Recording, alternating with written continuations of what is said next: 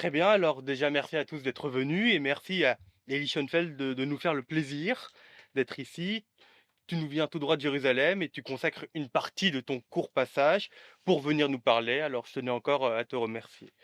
Alors tu es philosophe et talmudiste, docteur de l'Université hébraïque de Jérusalem et tu as enseigné à l'Université de Tel Aviv, à l'Institut d'études lévinassiennes fondé par Benny Lévy en 2000, dont tu es un des membres pionniers et où tu interviens encore régulièrement. D'ailleurs, tu y seras encore présent demain soir au centre Edmond Fleck pour nous parler de la paix perpétuelle chez Kant et après Kant. Donc si vous voulez, je sais que tu n'as pas encore parlé, mais si vous voulez entendre une nouvelle fois Elie Schoenfeld, ce sera demain à l'Institut à Edmond Flegg.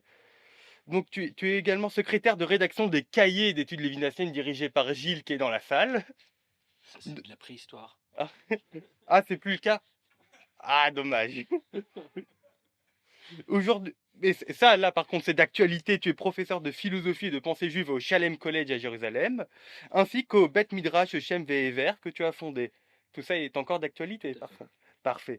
Tu es spécialiste de philosophie juive, mais tu travailles aussi sur la phénoménologie, sur Derrida, sur Kafka, et donc particulièrement sur Spinoza, Mendelssohn, Lévinas et Benny Lévy. Benny Lévy, dont tu as été un des plus proches élèves. Tu pratiques l'étude des textes de la tradition juive, autant que ceux de l'histoire de la philosophie. Et les grandes questions de ton travail tournent autour de l'universalisme, du noarisme, du messianisme, la question de la révélation, de l'élection, du rapport entre l'oral et l'écrit, du juif moderne, du rapport entre Israël et l'Occident, entre la révélation et la vérité, la question de l'étude et de la condition exélique du peuple juif. Tu t'inscris dans une approche de la philosophie que on pourrait qualifier, si je puis dire, d'empiriste, empiriste au sens où la philosophie pour toi ce sont avant tout des textes qu'il s'agit de lire, où il s'agit d'écouter ce qu'ils disent, ce qu'ils cherchent à dire, au-delà de leur dire explicite, ce qui essaie de voir ce qui les anime et ce qui les rend possibles. Le contact avec les auteurs, avec la pensée, ne se fait pas sur des conceptions a priori, mais partent toujours d'un ou de plusieurs textes qu'il s'agit de mettre en question, sur lesquels buter, se fronter pour en montrer l'horizon spéculatif, mais aussi les difficultés, les non-dits et les impasses. Disciple de Benny Lévy, tu as hérité de lui un certain nombre de principes de lecture que tu appliques dans ton travail, y compris sur des auteurs que Benny Lévy n'a pas forcément travaillés. Tu es ainsi l'auteur de plusieurs livres en français, en anglais et en hébreu, parmi lesquels on peut compter Merveille de la subjectivité, essai sur la philosophie d'Emmanuel Lévinas, que je n'ai pas lu pour être honnête.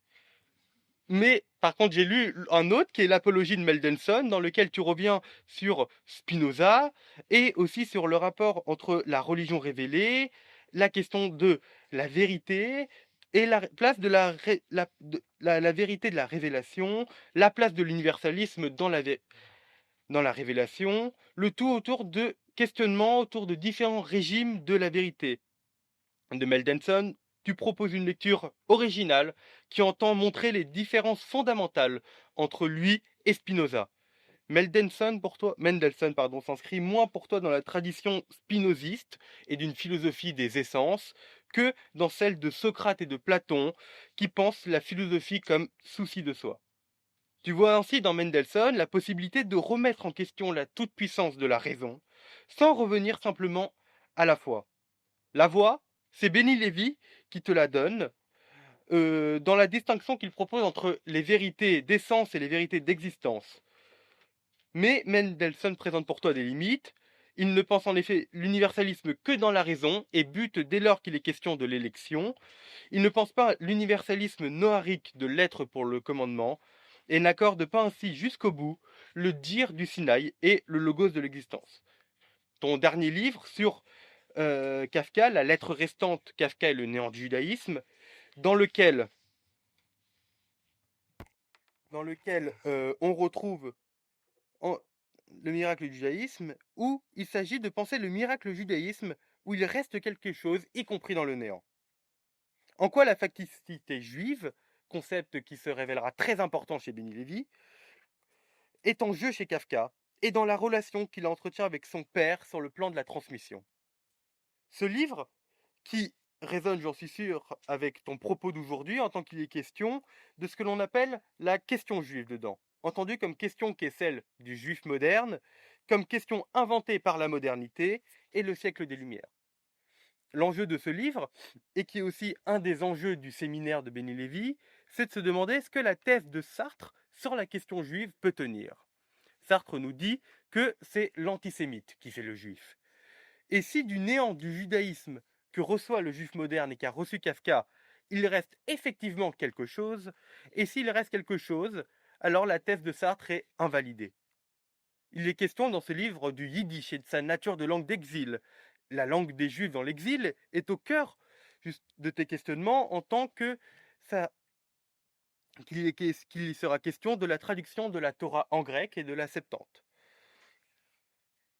C'est justement ici ce qu'on retrouve, l'idée du juif comme survivant, que Béni Lévy reprend de Rosenzweig et que l'on retrouve aussi dans ton livre sur Kafka. C'est justement de ce concept, la pensée du retour, avec lesquels résonnent tes derniers ouvrages, dont tu vas nous parler aujourd'hui. Séminaire dispensé à Jérusalem entre 2002 et 2003, la pensée du retour est le dernier séminaire donné par Béni Lévy et dont le contenu sera repris et condensé dans son dernier livre, Être juif. Le séminaire précédent de Béni Lévy était consacré à Rosenzweig et à la Révélation, mais là où ce séminaire se concentrait principalement sur des textes et sur les textes de Rosenzweig, pardon, je reprends, le séminaire de la pensée du retour se concentre principalement sur une notion, celle de pensée du retour qu'il s'agit de déployer. Mais ce déploiement se fait à partir de la lecture de textes de Rosenzweig et de Lévinas, considérés tous deux comme point de départ de cette pensée du retour et de la possibilité de son déploiement. Comment elle trouve son point de départ, ou plutôt son déploiement dans la lecture de Rosenzweig et de Lévinas, et c'est de tout cela dont il sera question. La pensée du retour, le grand concept de Béni Lévy, ou plutôt, si je puis dire, anti-concept, en tant que si on considère que la philosophie, conformément à une définition qui est devenue apparemment canonique, qui est celle de Deleuze, et qui dit que la philosophie serait la production de concepts, ici, puisque chez Béni Lévy, il n'est pas question de proposer une philosophie, mais bien d'en sortir pour retourner aux voies du Sinaï, alors on pourrait presque parler, peut-être tu pourras me dire que je dis n'importe quoi ou non, mais presque d'anti-concept avec la pensée du retour. Cette pensée du retour, qui commence dans l'exil, et donc en dialogue avec la philosophie, et finit pourtant par s'en éloigner. C'est cette ambiguïté, cette tension fondamentale sur laquelle tu reviendras aujourd'hui. La pensée du retour, quand on entend le terme de retour, on pense tout de suite à un retour au judaïsme, comme religion et comme pratique. Et on pense bien évidemment au parcours de Béni Lévy et à sa teshuva. Mais on ne peut pas réduire la pensée du retour à la teshuva. La pensée du retour, ce n'est pas, ou tout simplement, ou du moins pas tout simplement, une pensée de la teshuva. Il y a de ça évidemment, mais pas uniquement. Qu'est-ce donc que la pensée du retour? Et nous invite à nous poser plusieurs questions. Rosenzweig et Lévinas sont-ils eux-mêmes des penseurs du retour ou non? Pourquoi la pensée du retour ne peut-elle pourtant se déployer, comme le dit le sous-titre du séminaire, qu'après Lévinas et Rosenzweig? Dans quelle mesure, plus qu'une solution à la question juive, Béni Lévy propose de la neutraliser d'emblée pour libérer le juif de l'Europe, en proposant non pas une réponse universelle à la question juive, comme a pu le faire la modernité européenne avec l'assimilation, ou une réponse juive à la question juive, ça c'était le projet du sionisme, mais en proposant une réponse juive à la question universelle. Pourquoi dans cette perspective alors la question de la Septante, de la traduction en grec de la Torah, revêt une importance primordiale? Quelle est la relation de cette pensée du retour avec ce que le judaïsme traditionnel et orthodoxe désigne sous le nom de Teshuvah? Quels sont ces textes, parmi eux, Être juif de Lévinas, qui n'étaient pas si connus au moment du séminaire et qui sont aujourd'hui devenus des incontournables, que redécouvre Béni Lévy et qu'apporte sa lecture de ces textes? Elie Schoenfeld, je te laisse la parole pour répondre à toutes ces questions.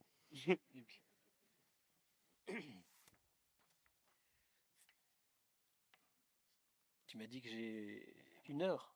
Ah oui, 1 heure. 1 heure et demie. Ouais, il va falloir plusieurs séances pour ça. Ah. Bon, tout d'abord, merci Adam pour l'organisation de ce séminaire et pour l'invitation. Et merci à vous d'être venu. J'ai intitulé mon intervention La pensée du retour. Benny Lévy, lecteur de Rosenzweig et Lévinas. Ce que je vais vous proposer aujourd'hui, c'est un exercice de lecture, car je pense que pour se faire une idée de la lecture de Benny Lévy, de ses auteurs, il faut nous-mêmes tenter un tel exercice de lecture. Et j'aimerais commencer par une question hérétique peut-être, une remise en question et m'interroger sur le titre de philosophe. Vous avez intitulé ce séminaire Benny Lévy, Penser l'être juif après la Révolution. La question avec laquelle je commencerai est: est-il juste d'attribuer à Benny Lévy le titre de philosophe? Sans doute, Benny Lévy était un grand lecteur de textes. Vous l'avez entendu, la séance de Gilles, c'était un enseignant génial, tant par ses analyses, la profondeur de ses analyses, que par sa façon d'incarner les idées, de les faire vivre, de les rendre en chair et en os, pour parler le langage des phénoménologues. Mais tout cela lui vaut-il ce titre, cette couronne de philosophe? Alors, pour répondre à cette question, il faut avant tout s'entendre sur la notion de philosophe, sur ce que cela peut vouloir dire être un philosophe. Tu as évoqué la définition de Deleuze et Guattari dans Qu'est-ce que la philosophie? Je prendrai leur définition aussi pour pas trop m'attarder, car ce n'est pas l'essentiel de mon propos aujourd'hui. Et Deleuze et Guattari, en effet, nous disent que le philosophe, c'est celui qui forge des concepts, qui crée des concepts, soit en les inventant, soit en les redéfinissant. Ainsi, Platon invente la notion d'idée, Descartes repense la notion ou le concept du cogito, Nietzsche la volonté de puissance, etc., etc. Si forger des concepts est le propre ou la marque du philosophe, alors, me semble-t-il, il serait très difficile de considérer Benny Lévy comme étant un philosophe. Ce n'est pas un reproche, je vous assure, il y en a, à vrai dire, très peu des philosophes. Mais peut-être, voilà la deuxième question, qui, elle, va nous propulser au cœur de notre sujet. Peut-être Benny Lévy est-il un philosophe juif? Là aussi, pour répondre à cette question, il faut s'entendre sur la notion de philosophie juive ou de philosophe juif. Qu'est-ce qu'un philosophe juif? Il faut définir cette figure. Contrairement à la définition de la philosophie, par rapport à laquelle Benny Lévy ne se mesure pas, car cela ne lui serait jamais venu à l'esprit de se penser philosophe, par rapport à cette question de la philosophie juive ou de la pensée juive, c'est une toute autre affaire, car Benny Lévy se mesure directement à cette question. Quelle est donc la définition de la philosophie juive ou du philosophe juif que Benny Lévy adopte, quitte à la critiquer, à s'en distancier dans un deuxième temps? Réponse: c'est en vérité la définition que Lévinas a pu donner lorsque la question lui fut posée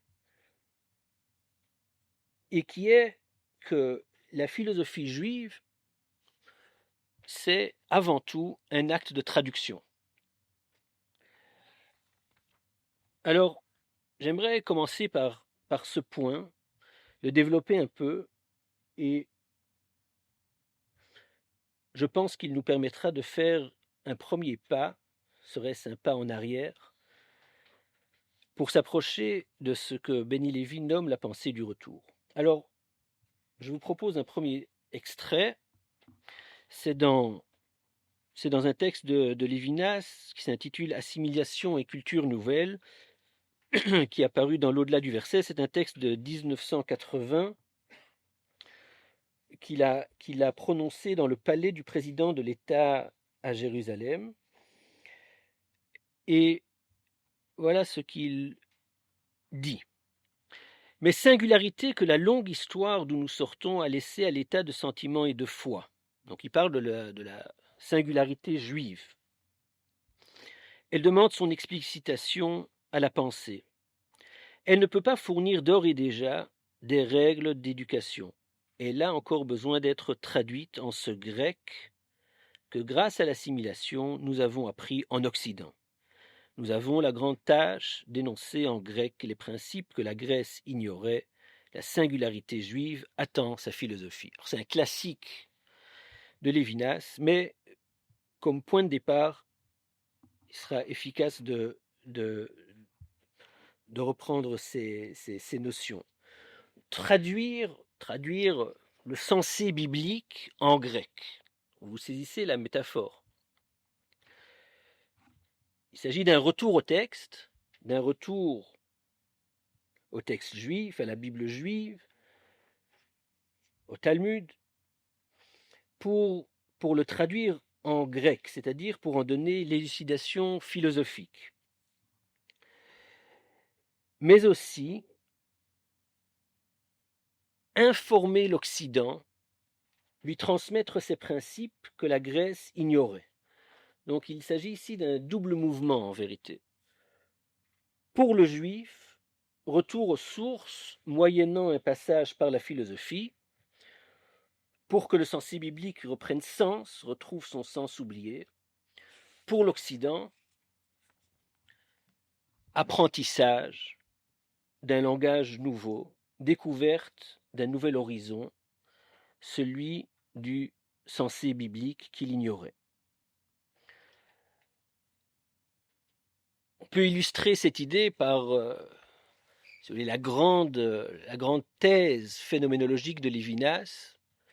Pour ceux qui sont familiers avec le texte de Lévinas, vous allez saisir immédiatement l'idée, sinon je vais un petit peu expliciter. Mais quand Lévinas nous dit que le visage de l'autre homme produit un effet de contrainte, que le visage de l'autre homme m'oblige en tant que sujet, qu'au contact avec l'autre, je suis responsable, dit Lévinas. En vérité, ce qu'il traduit, c'est cette position subjective, subjectale, le sujet en tant que être commandé. C'est un être qui est face au commandement. Lévinas dit dans ses textes, à propos du visage, il y a une très belle formule, il dit son logos est tu ne tueras point. Donc le visage ordonne, commande, interdit le meurtre, interdit de tuer, tu ne tueras point. Alors tu ne tueras point, vous savez, c'est le 6e des 10 paroles, des 10 commandements. Donc c'est une traduction, si vous voulez, pour aller très très vite, c'est une traduction de ce sensé biblique, de ce verset biblique, de ce dire biblique, tu ne tueras point. C'est une traduction dans le langage de la phénoménologie, ça veut dire en décrivant le contact avec l'autre homme, l'apparition extraordinaire du visage. Et voilà, si vous voulez, une opération de traduction. C'est ça ce que ça veut dire, traduire le sensé biblique en grec. C'est-à-dire prendre dire de la Bible et le rendre intelligible dans le logos, dans la phénoménologie, dans le logos philosophique.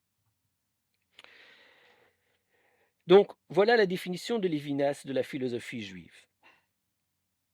Dire dans un vocabulaire universel ce qui se donne à l'origine dans la singularité de l'hébreu.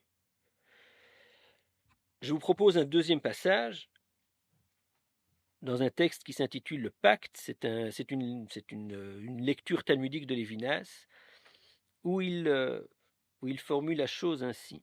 Très remarquable donc ce passage de l'hébreu à l'universalité que j'appelle grecque. C'est la formule Be'er Heitev, bien distinctement, recommandant la clarté et la distinction. Be'er Heitev, Lévinas entend la clarté et la distinction de Descartes. Donc, recommandant la clarté et la distinction de l'écriture qui se met à signifier la traductibilité intégrale, libération et universalisation qui doivent donc se poursuivre. Nous n'avons pas encore fini de traduire la Bible, la Septante est inachevée.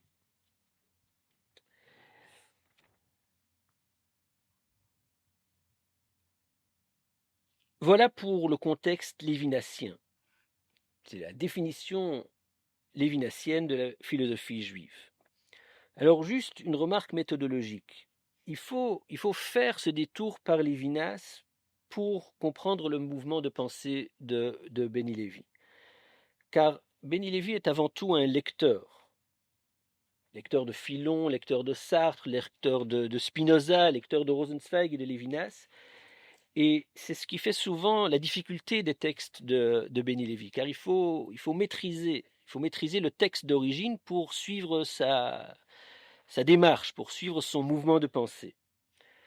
Alors ici, je vous en donne une miniature. C'est le plus qu'on peut faire dans le contexte d'un séminaire, c'est une miniature. Reprendre la définition de Lévinas de la philosophie juive pour, à présent, suivre la lecture de Béni Lévy.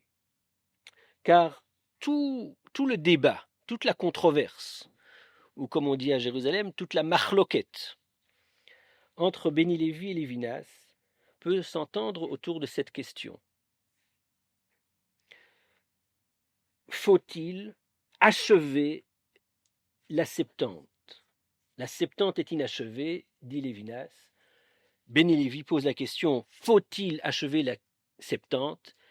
Et dans un texte qui à l'origine était une conférence, qui est repris dans la confusion des temps, n'est-ce pas, Gilles? Lévinas, excusez-moi, Béni Lévy intitule son propos « La Septante n'est pas une tâche ». Philosophie et judaïsme, c'est le titre de la conférence, sous-titre la Septante n'est pas une tâche. Donc, confrontation frontale avec Lévinas. Déclaration de guerre, si vous voulez. Non pas déclaration de guerre contre Lévinas, auquel il se réfère comme à son maître dans Visage continu, le premier livre de Béni Lévy sur Lévinas. Béni Lévy commence par cette remarque, ma lecture serait-elle assez reconnaissante? Il y a une vraie dette de Béni Lévy par rapport à Lévinas. Donc ce n'est pas une guerre déclarée à Lévinas, c'est une guerre déclarée à l'idée selon laquelle il y aurait une tâche, un devoir de compléter, d'achever la Septante. Donc, la question est, y a-t-il un accord possible entre Athènes et Jérusalem, si vous voulez, entre le judaïsme et la philosophie? Alors, dans ce texte, Béni Lévy rappelle la fête de Hanouka, où il est question justement d'une guerre, il appelle ça une guerre métaphysique entre la Grèce et Jérusalem. Et c'est cette guerre métaphysique que si vous voulez, que Béni Lévy cherche à nous faire entendre. Et il essaye de nous faire entendre cette guerre à partir de Lévinas, à partir de Lévinas lui-même, à partir des formulations antiphilosophiques de Lévinas. Par exemple, cette, euh, cette phrase de Lévinas où il déclare: ce n'est pas par hasard que l'histoire de la philosophie occidentale a été une destruction de la transcendance. Donc, destruction de la transcendance, la philosophie occidentale est une destruction de la transcendance. Comment peut-on accorder ça si la philosophie occidentale est une destruction de la transcendance? Alors, qu'est-ce que ça peut bien vouloir dire, traduire en grec le sensé biblique où il est question de transcendance du début jusqu'à la fin? Voilà la tension fondamentale que Béni Lévy va étudier jusqu'au bout, va essayer de travailler en profondeur pour justement révéler les impossibilités du projet lui-même, les failles du projet lui-même. Alors, avant de poursuivre, j'aimerais introduire un élément supplémentaire, en vérité un élément essentiel, sans lequel il est difficile de suivre la démarche de Lévinas et a fortiori celle de Béni Lévy. Tant Lévinas que Béni Lévy sont des penseurs d'après la fin du monde. La fin du monde, c'est un concept. Ce sont des penseurs d'après la fin du monde. Non pas des penseurs d'après la fin de l'histoire, ni des penseurs de la fin de la philosophie, thème cher à Hegel, commenté par Kojève,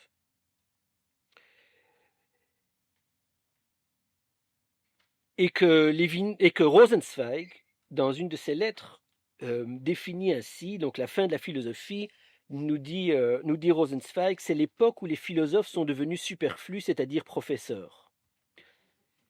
Donc, ce n'est pas à propos de la fin de la philosophie de cela qu'il est question, mais de la fin du monde. Penseurs d'après la fin du monde. Qu'est-ce que la fin du monde? Et là, je vous propose le prochain extrait, tiré de Tout est-il vanité,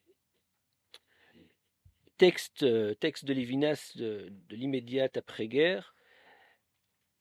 Dans les affres des camps avec barbelés et chambres à gaz, dans les camps sans chambres à gaz, dans le camp immense sans barbelés qu'était l'Europe occupée et le monde menacé de conquête, nous avons connu les attentes de la fin du monde. La fin du monde, ce n'est pas la fin de la philosophie, mais l'effondrement de cette Europe arrivée au bout de son histoire. Bout de cette histoire qui n'est pas justement la paix perpétuelle tant espérée par Kant, mais où se dévoile, se découvre, où se manifeste le mal avec majuscule ou sans majuscule, le mal absolu ou banal, le mal radical.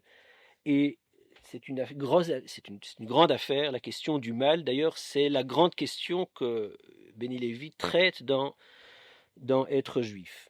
Donc, la fin du monde, ce n'est pas la fin de la philosophie, mais c'est justement ce moment de l'effondrement de l'Occident, de l'effondrement de l'Europe,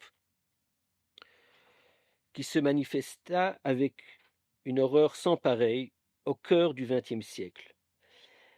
Mal qui concerne l'Europe, qui concerne l'Occident et qui concerne aussi, autrement, le juif.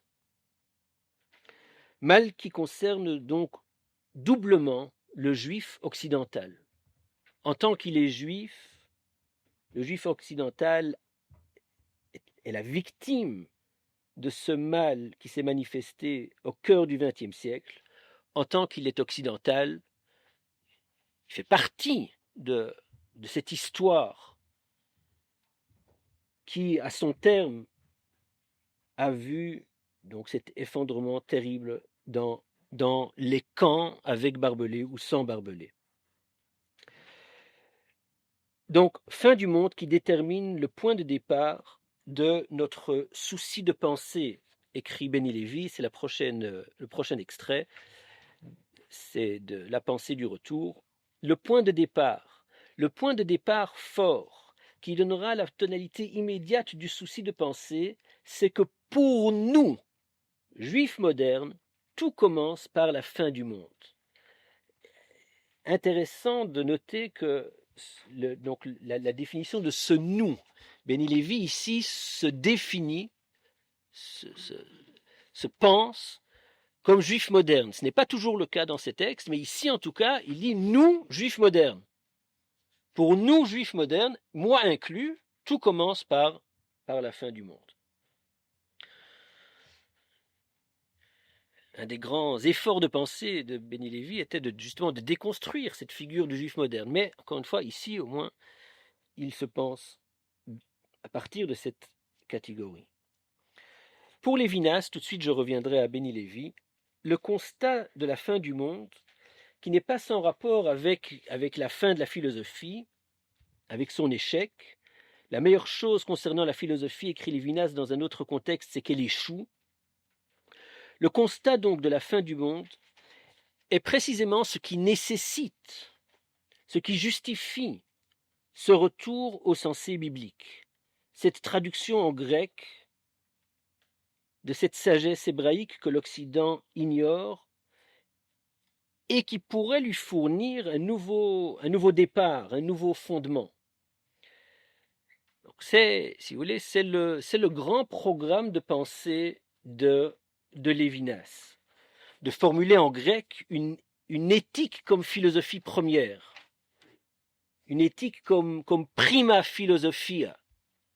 Donc il reprend le projet cartésien, avec lequel il se sent des affinités profondes.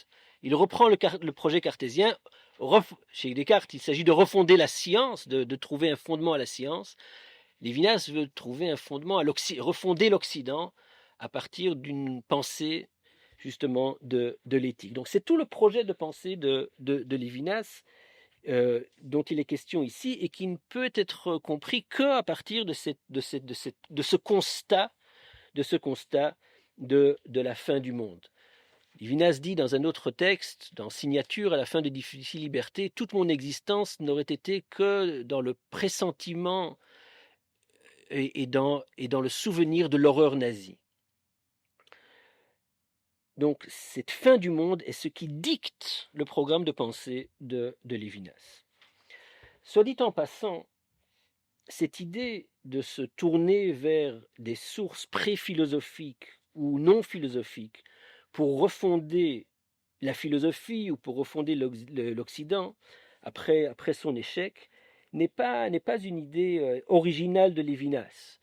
Songez à Nietzsche et son retour à la tragédie, ou bien Heidegger et son retour au pré-socratique, ou au poète allemand Trakl et Hölderlin. Donc sur ce point, au moins, Lévinas est proche de ses penseurs. C'est son antiphilosophie que tu as évoquée. Alors chez Lévinas, il s'agit d'un retour aux prophètes d'Israël et aux maîtres du Talmud, mais encore une fois, il fait partie d'une famille, d'une tendance, si vous voulez, une tendance ultra-moderne, qui consiste à justement constater un certain échec de la philosophie, un échec de l'Occident, et proposer de refonder l'Occident sur des bases qui sont pré-philosophiques, anti-philosophiques, non philosophiques. Donc voilà pour la logique de ce retour du point de vue de la philosophie. Alors que la crise de la philosophie, son échec, justifie un retour aux sources juives, voilà toute la question.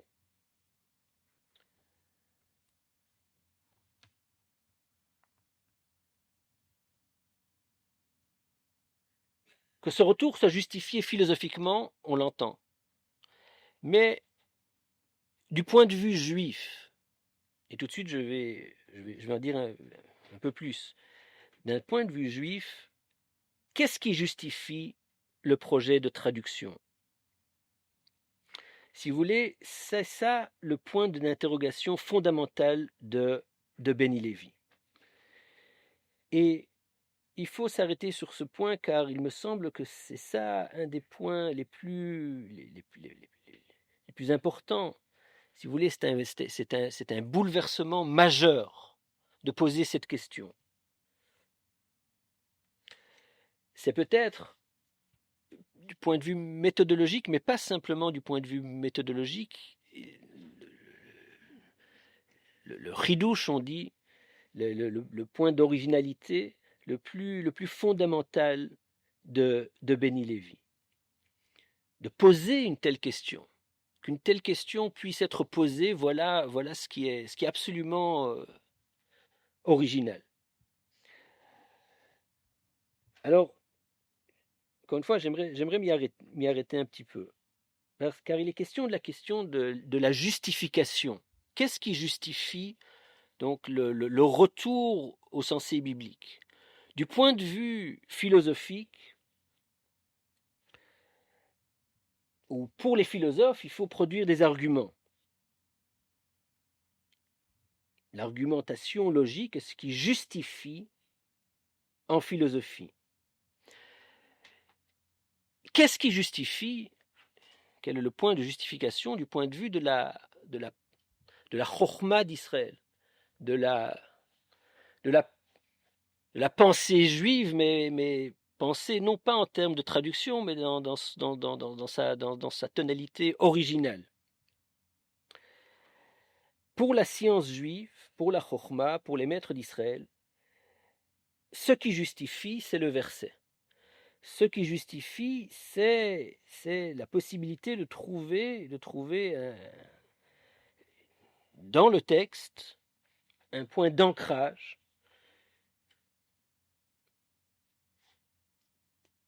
pour tel projet ou tel autre projet. Le verset tel qu'entendu et explicité par les maîtres de la tradition orale ou par les chachamim. Autrement dit, pour le juif, l'ultime source de justification n'est pas la raison, n'est pas le logos, mais c'est ce qu'on appelle la chokhma, l'étude des textes selon l'art de lecture et d'interprétation que les sages d'Israël nous ont transmis. Et Lévinas, dans des textes splendides, a su exposer cela avec brio. Et c'est aussi ainsi que Lévinas lui-même tente de justifier son programme de pensée. Il doit pouvoir démontrer qu'il a sur quoi fonder ses thèses. Et c'est sur ce terrain, celui de l'étude, que Béni Lévy intervient.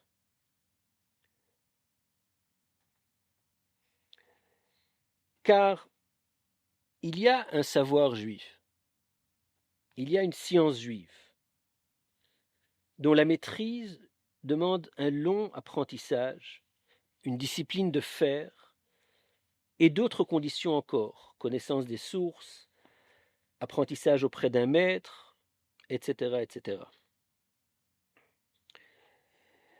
Alors, Lévinas avait coutume de se présenter dans les colloques des intellectuels juifs de langue française, quand il faisait ses lectures talmudiques, il avait coutume de se présenter comme un philosophe, comme un talmudiste du dimanche. Ça veut dire un talmudiste des heures de loisirs. Il faisait ça. Son métier, c'était la philosophie, et quand il avait des heures supplémentaires, des heures de loisirs, il faisait du Talmud. Il s'en excusait, il disait, il y a des talmudistes éminents dans la salle, je suis qu'un lecteur des agadotes, des parties plus récitatives du Talmud. Béni Lévy, lui, était un talmudiste du dimanche, du lundi, du mardi, du mercredi, bref, il était un talmudiste à plein temps. Voilà la différence fondamentale. Voilà les différences fondamentales.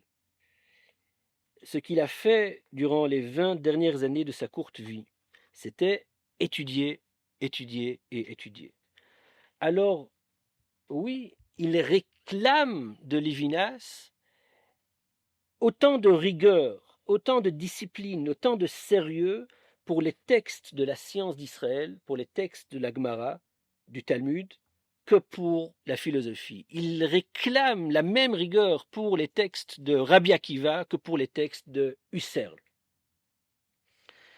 Alors, je ne sais pas comment vous dire, pour moi, quand j'ai rencontré, enfin, quand j'ai rencontré Benny Lévy, j'avais 22 ou 23 ans, quel bouleversement c'était d'apprendre ça. Pourtant, je venais de là. Moi, j'avais une éducation religieuse, comme on dit. J'ai pratiqué le Talmud depuis un jeune âge. Mais j'avais fait le chemin inverse. Enfin, le chemin inverse, toute comparaison, proportion gardée. Donc, moi, j'étais en quête de philosophie. Je pensais que la philosophie, c'était là où une vraie étude était possible. Les textes de la tradition, c'était bien pour des, voilà, je sais pas, pour passer le temps ou des trucs comme ça. Donc, donc, donc, entendre Benny Lévy réclamer la même rigueur pour les textes du Talmud que pour les textes de Husserl, c'était absolument, enfin, c'était un grand chidouche, c'était une grande nouveauté, parce que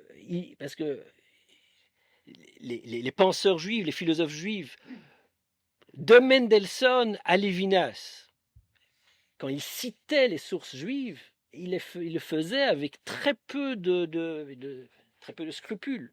Il le faisait enfin, c'était, voilà, il fallait prendre un verset, le coller ici à gauche, à droite, et c'était presque ornemental comme exercice. Alors, pour Husserl, il fallait être parfait. Lévinas n'aurait pas fait une fausse note par rapport à Husserl. Il était sur Heidegger, il est imprenable, Lévinas. Mais par rapport à Rabbi Akiva, c'est une autre affaire. Alors, voir ça, faire cette expérience-là, c'était vraiment la grande nouveauté. Je vous dis, je pense, et c'est pas simplement un exercice, c'est pas seulement un point méthodologique, c'est fondamental. C'est-à-dire, c'est prendre acte du fait qu'il y a une réelle science et qu'une science, ça s'étudie, et que étudier une science, ça veut dire y consacrer des heures d'études. Et qu'on ne peut pas citer Rabbi Akiva comme si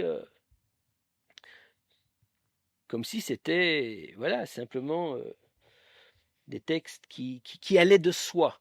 Rien ne va de soi dans l'étude.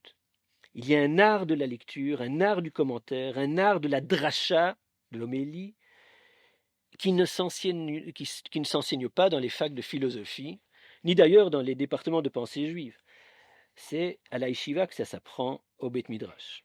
Alors, la meilleure manière pour vous faire voir ça, et à vrai dire, c'est la seule manière, c'est de reprendre les textes et suivre la lecture que Benny Lévy opère sur le texte de Lévinas.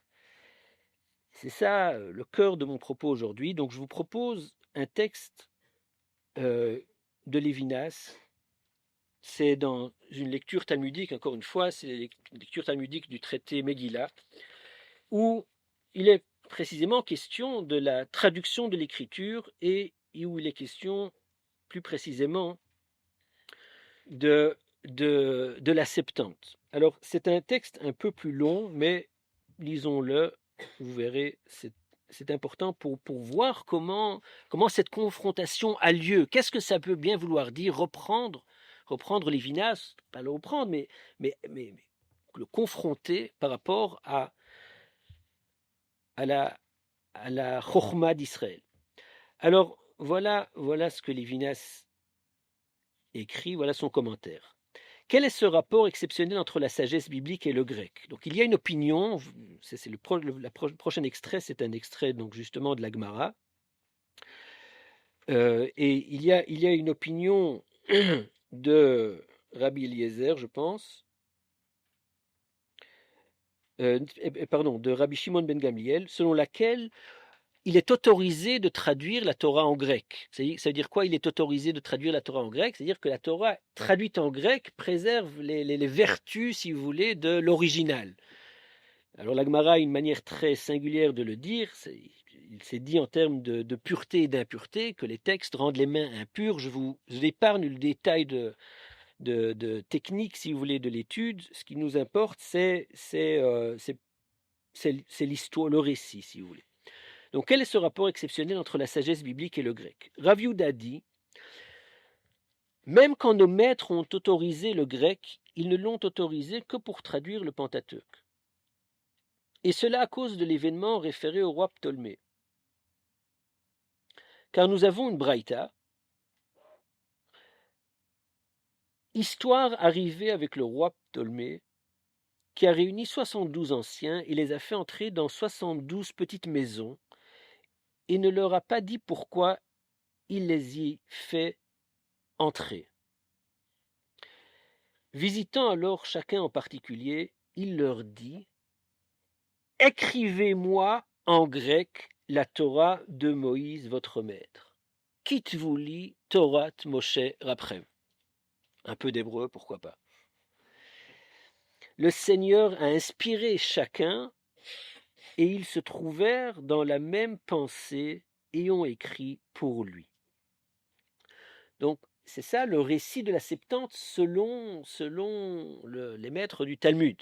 Nous savons que donc, il y a eu l'événement de la traduction du Talmud, est un événement historique au IIe siècle avant l'ère chrétienne, mais il y a aussi un récit de cet épisode historique dans le Talmud, et ce récit il est particulier, car il raconte que justement le roi Ptolémée a ordonné à 72 sages de traduire la Torah en grec, mais il l'a fait en les séparant dans des huttes séparées, dans des petites maisons séparées. Et il y a eu un miracle. Dans l'original, c'est dit en termes de Etza, il y a eu un miracle, enfin, c'est une espèce un conseil divin leur a été chuchoté à l'oreille, si vous voulez, et ils ont tous traduit la Torah exactement de la même manière, ce qui est un miracle. C'est impossible d'imaginer autrement un tel événement. Donc Lévinas commente. Mais notre passage talmudique donne ensuite les corrections que ces 72 savants isolés ont apportées, sans communiquer entre eux, au texte qu'ils ont traduit. Et il y aurait eu accord et sur la version de la traduction et sur ces différences par rapport à la version de l'original hébraïque. Or, la traduction du Pentateuque sous un Ptolémée Lagide, peut-être Ptolémée Philadelphe ou Soter au IIe siècle avant notre ère, est le fait historique de la Septante. Il se trouve que la miraculeuse histoire de la concordance de la traduction et des corrections des 72 traducteurs isolés se racontait à une époque historique. Mais il est aussi entendu que, référée par le Talmud, cette histoire y figure comme un signe d'approbation divine donné à l'entreprise même de la traduction du Pentateuque grec, c'est-à-dire de la thèse de Rabbi Shimon ben Gamliel. Approbation divine qui se produit à une époque se situant après la fin de la prophétie, ou après la fin des prophètes. Acceptation par les docteurs du Talmud de la vérité profonde de ce récit miraculeux. Notre texte talmudique est un midrash dont le sens consiste à dire que la traduction du Pentateuque en grec conserve son attitude à rendre les mains impures, qu'elle est même spirituellement nécessaire, comme furent spirituellement nécessaires les corrections apportées par la version grecque du texte sacré à celle de l'original hébraïque et dont la portée est à préciser. N'aurions-nous pas ici au moins une indication sur le sens dans lequel le judaïsme rabbinique se veut appartenir à l'Europe? Voilà une certaine assimilation à l'Europe que les docteurs du Talmud ne repoussent pas comme purement négative. Alors juste, je vous ajoute la partie manquante à laquelle Lévinas fait référence. La traduction a été faite donc, unanimement, c'était la même traduction, mais les 72 sages ont apporté des corrections, ont changé la traduction à 13 reprises ou à 15 reprises. Il y a des différences sur ce point. Et ils ont changé exactement les mêmes, ils ont fait exactement les mêmes modifications, ce qui est encore plus étonnant, puisque traduire manière donc, unanimement, le texte c'est une chose, mais en plus, donc, produire exactement les mêmes corrections, c'est encore plus miraculeux. Donc voilà, miracle, si vous voulez, miracle de la traduction du Pentateuque en grec. Et Lévinas étudie ce texte et il dit voilà une indication que les sages du Talmud approuvent donc le grec en tant que langue dans laquelle il est autorisé, il est permis de traduire la Torah.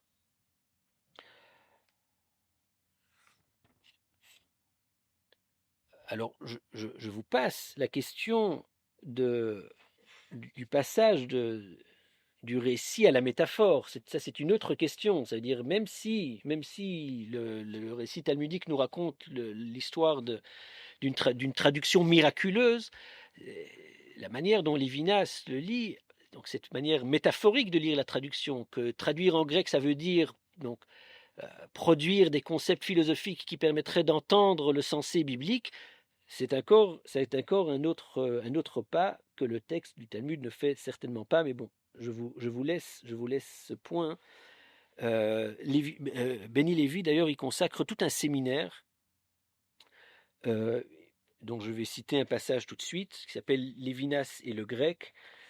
C'est dans les cahiers d'études lévinassiennes, dans le numéro consacré à Béni Lévy. Donc, je vous propose immédiatement de passer au texte de Béni Lévy. Vous allez voir comment l'un fait écho à l'autre et comment se passe la confrontation. Donc, c'est la source 6. Nous ne connaissons que la Septante, mais cette Mishnah nous dit qu'en vérité, avant la Septante, il y a eu 5 anciens Chachamim qui se sont dit que la langue grecque était vraiment un site pour le Sefer Torah, pour la Torah, pour le livre de la Torah, et qui ont donc, de leur propre chef, décidé de traduire la Torah en grec. C'est ce que nous dit la Halacha 7. Alors juste, petite remarque d'introduction à ce texte, j'aurais dû le faire avant. Ce que Béni Lévy fait ici, c'est qu'il rappelle un autre texte, un texte qui apparaît dans un traité qui s'appelle Sofrim, et où il est question de la traduction de la Torah en grec. Donc Lévinas connaît que le texte du traité Megillah, mais il y a un autre texte. Il y a un texte qui apparaît dans un traité intitulé Sofrim, et c'est à ça qu'il fait référence dans le passage qu'on vient de lire. Donc il y a un autre texte où il est question de 5 anciens, pas 72, mais 5 anciens qui ont traduit la Torah en grec. Et voilà ce que le texte nous dit, ce que les Chachamim, ce que les sages de la Torah orale nous disent. Voici l'histoire de 5 anciens qui ont écrit la Torah en grec pour le roi Ptolémée. Donc il s'agit toujours du roi Ptolémée, mais c'est une autre histoire, puisqu'il est question ici de 5 sages. Donc ce n'est pas la même histoire, ce n'est pas les 72. Et ce jour fut aussi grave pour Israël que le jour où le veau d'or fut conçu, car la Torah n'a pas pu être traduite intégralement. Kol Tzorka, dans son intégrité. Et Béni Lévy commente. 5 Chachamim ont donc commencé à traduire la Torah en grec. C'étaient des Lévinassiens avant la lettre, et ils ont dit, puisqu'il faut achever la Septante, allons-y, commençons, traduisons la Torah en grec. C'est le style un peu cavalier de Béni Lévy. Résultat, le veau d'or. C'est une lecture du texte. C'est une lecture du texte. Le veau d'or.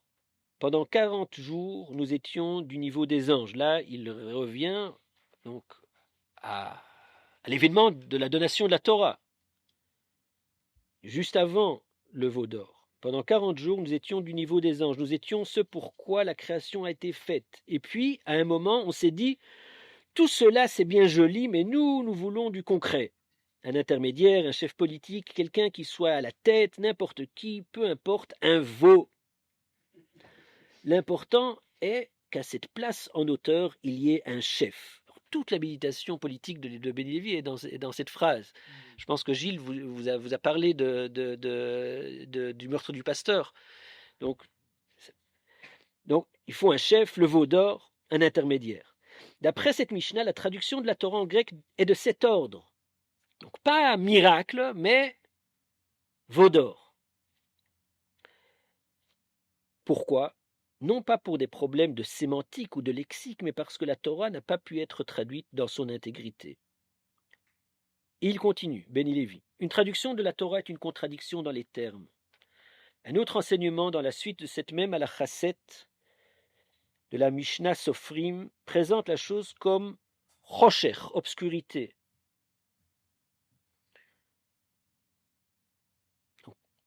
La Mishnah dans Sofrim continue, il dit ce jour, le jour où ils ont traduit la Torah en grec, il y a eu 3 jours d'obscurité.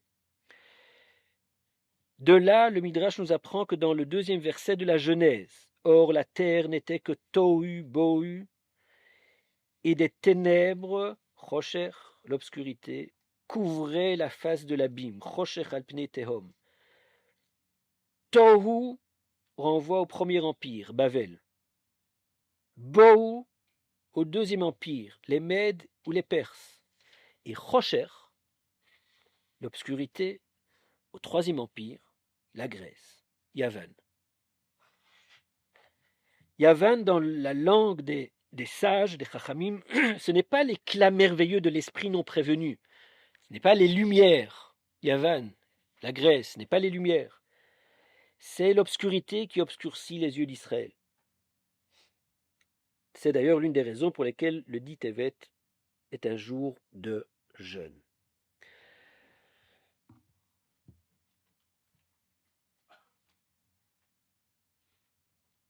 Alors, en fait, l'opération est simple. Et elle nécessite une vraie, pas simplement une connaissance des sources, mais il suppose d'habiter les sources, d'être familier intimement avec les sources. Mais c'est de voir que quand on étudie, il faut avoir toutes les sources à l'esprit. On ne peut pas prendre un texte et puis en faire le visage du tout. Il faut avoir tous les textes. Alors il y a un autre texte, nous dit Béni Lévy, où il s'agit de cinq sages. Et quelle est la différence fondamentale entre les deux textes? Alors, je me souviens, dans le cours, il nous faisait cet exercice. Il nous amenait les deux textes. Il nous disait, voilà, quelle est la différence? C'est quoi la différence fondamentale entre les deux textes? Et la réponse, elle nous est dite ici. Toute la différence, c'est la question de l'initiative. L'initiative. Dans la Mishnah de Sofrim, il est question de 5 sages qui, de leur propre initiative, sont venus traduire la Torah en grec. Projet. Il faut achever la Septante. C'est pour ça qu'il dit qu'ils étaient des Livinaciens avant la lettre. Donc, l'histoire de Ptolémée ne célèbre pas la symbiose gréco-juive. Il s'agit, dans un cas, d'une initiative où la chose est condamnée, Chosher, obscurité, le veau d'or, avec tout les implications, si vous voulez, les implications métaphysiques que ces moments ponctuent dans l'histoire sainte d'Israël, le veau d'or, l'obscurité, etc. Dans un cas, il s'agit de ça. Et dans l'autre cas, dans le cas donc, du texte que Lévinas amène, il s'agit d'une contrainte. Et là aussi, il faut avoir à l'oreille cette formule que les sages utilisent. Quitte-vous lit Torah de Moshe après. Écrivez pour moi la Torah de Moïse, votre maître. Écrivez-moi. Ça renvoie à une autre formule. Quitte-vous lachem al keren ashor she'en lachem chelek be'elokei Israël. Écrivez sur la corne du, c'est quoi shor, bélier, hein, du bœuf, la corne du bœuf. Merci René. Que vous n'avez pas part au Dieu d'Israël. C'est une contrainte, c'est l'exil.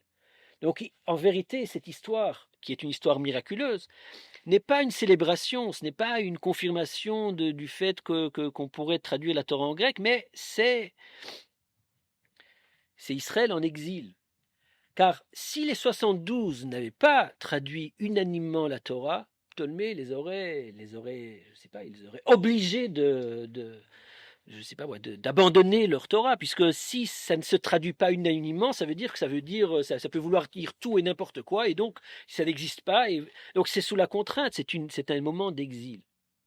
Faire du moment d'exil un idéal, voilà, si vous voulez, voilà où Ben Lévi confronte Lévinas.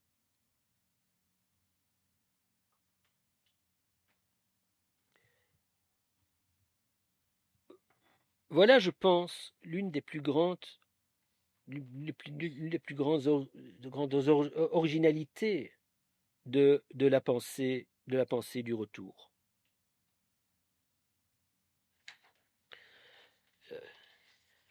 À l'origine, Adam m'avait invité pour parler de Benny Lévy et Mendelssohn. C'était ça, non? Tu voulais que je parle de Benny Lévy et Mendelssohn? Benny Oui, Lévy et des Lumières.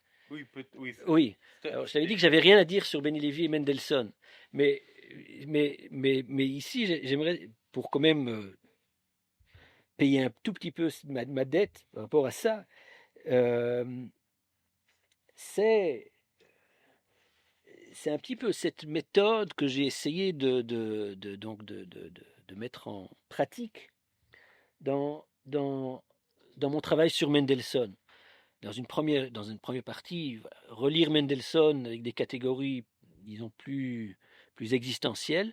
Mais dans un deuxième temps, voir comment Mendelssohn fait exactement ce que Lévinas fait. Il prend des textes, mais malheureusement, il ne les étudie pas en profondeur, et ça donne des formulations très problématiques du point de vue de la chokhma juive.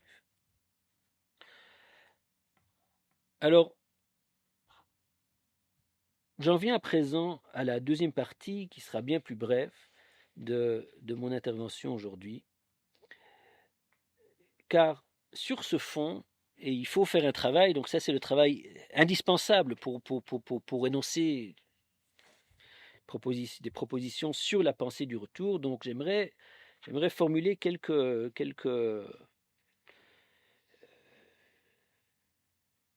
propositions ayant trait à la pensée du retour.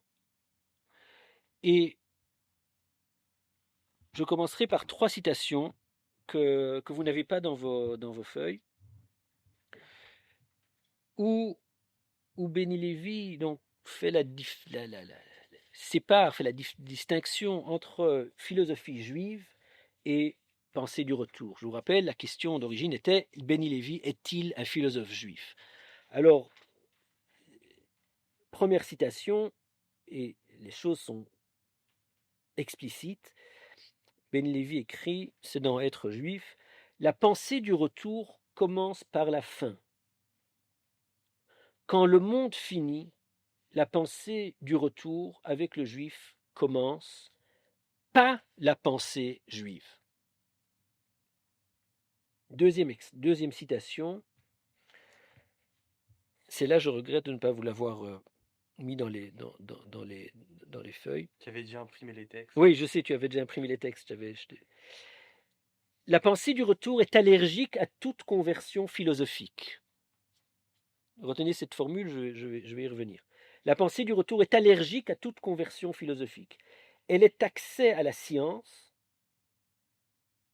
entre parenthèses Torah, et non propédeutique à une nouvelle philosophie. La pensée du retour n'est pas une traduction de la Bible en grec. Et puis, formulation un peu plus cryptique, mais je vous la donne quand même. Ben Lévy écrit: la pensée du retour est accès à la science, miracle de l'accès au miracle de la création. Ce sont tous des citations dans Être juif. Donc, première proposition par rapport à ce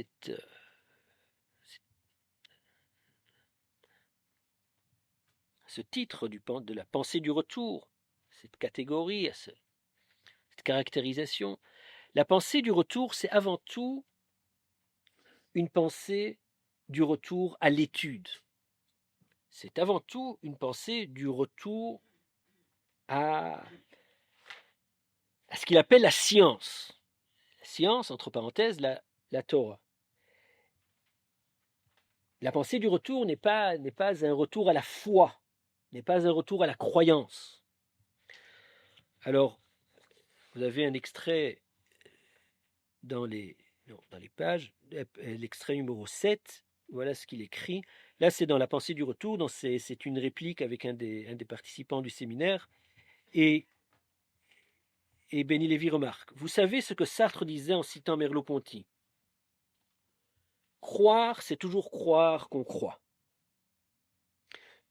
Donc cela n'a pas d'intérêt. Il ne faut pas croire, il faut penser. Croire à la pensée du retour est une contradiction dans les termes. La pensée du retour, de toute façon, on ne sait même pas encore ce que c'est, on ne sait même pas si elle va avoir lieu. Ce sont nos efforts qui le diront. Si elle doit avoir lieu, il n'y a pas à croire en elle par définition, car la pensée qui endure la fin du monde sans tomber, c'est la pensée qui endure la fin du monde sans tomber dans la vanité ou dans le comique. Et Milner parlera à ce propos du juif de l'étude. Donc la pensée du retour, le sujet de la pensée du retour, c'est le juif de l'étude.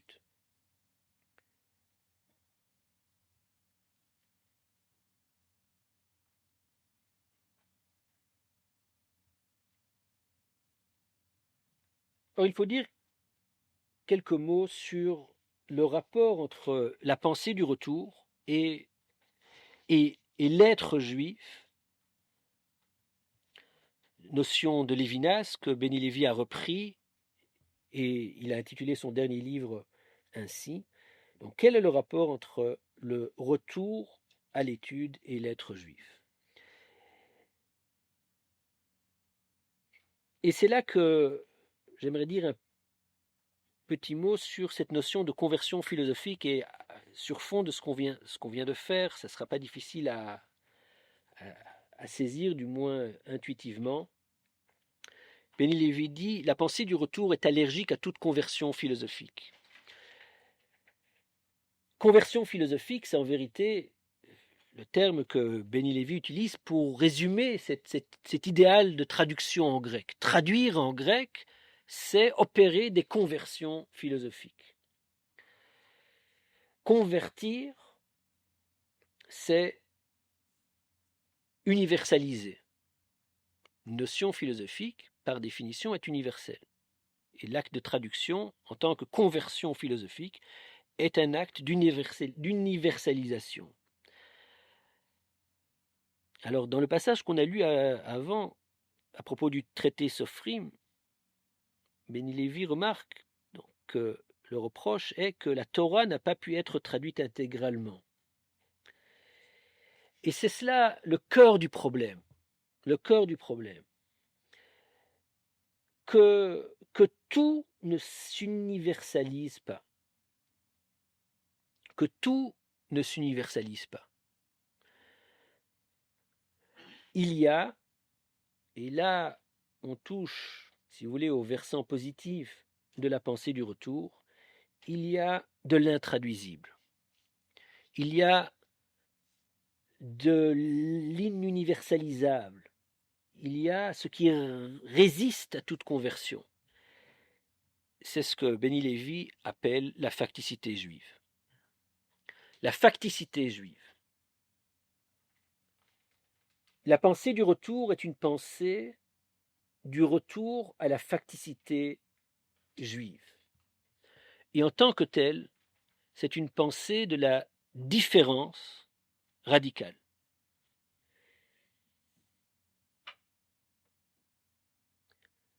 Alors, dans mon titre, j'ai promis de parler de Rosenzweig. Pour l'instant, je ne l'ai pas fait.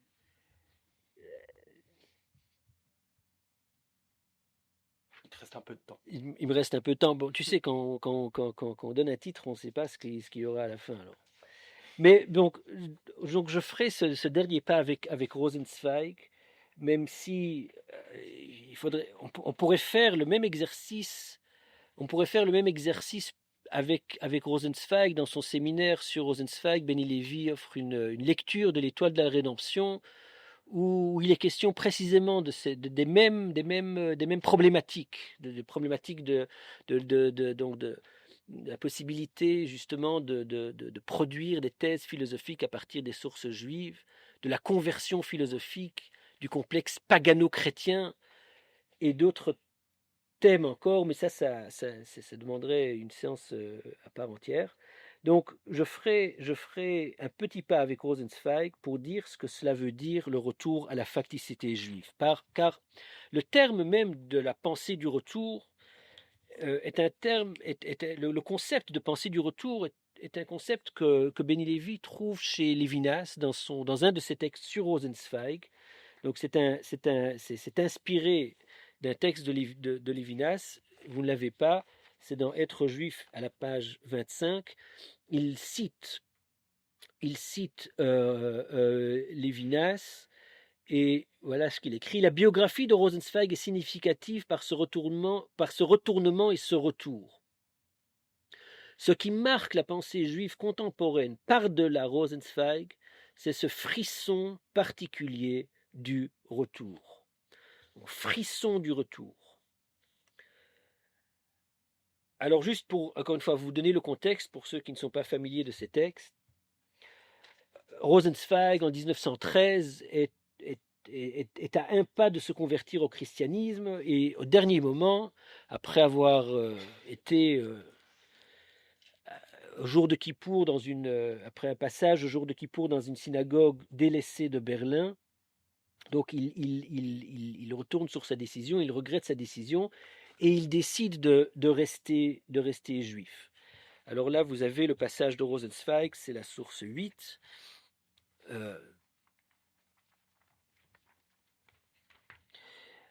C'est une lettre à Rudolf Ehrenberg où il écrit « Cher Rudy, je vais te faire part de quelque chose qui va te faire de la peine et qui, au moins dans un premier temps, te paraîtra incompréhensible. » Rudolf Ehrenberg est un juif qui s'est converti au christianisme et Rosenzweig, ils attendaient tous que le grand Rosenzweig fasse le pas, qu'il se convertisse. Et puis, il écrit ça à Rudy, donc cette lettre en 1913.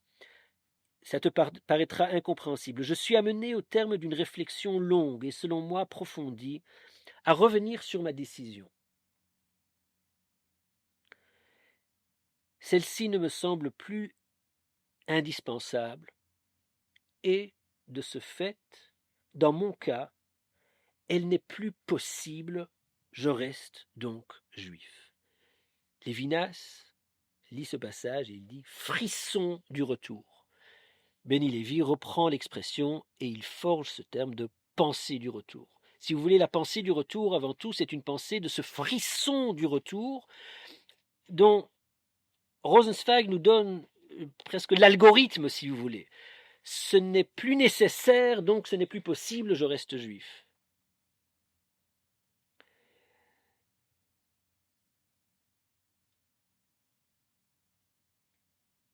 En cela, la pensée du retour est une pensée de l'existence,